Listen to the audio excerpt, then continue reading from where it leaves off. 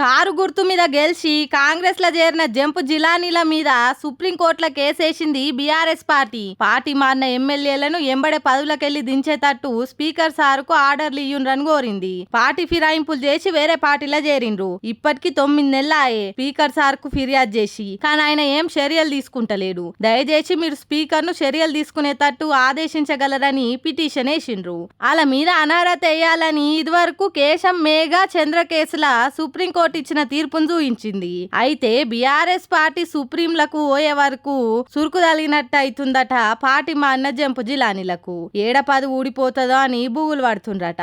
ప్రతిపక్షంలో ఉన్న ఇలువన్నుండేది, కాంగ్రెస్ లుంటే పబ్లిక్ లో ఇలువలేదు, పార్టీలో కానులేదు. అట్టిగా పార్టీ మారి ఆగమైనమని మొదల పడుతుందని తెలుస్తుంది. కొందరైతే మంత్రి పదవులు వస్తాయన్న ఆశతోటి పోతే వాళ్ళకు కూడా మొండి చెయ్యే చూయిస్తుండ్రని తేల్చే వరకు ఇంకింత కుమిలిపోతుండ్రట.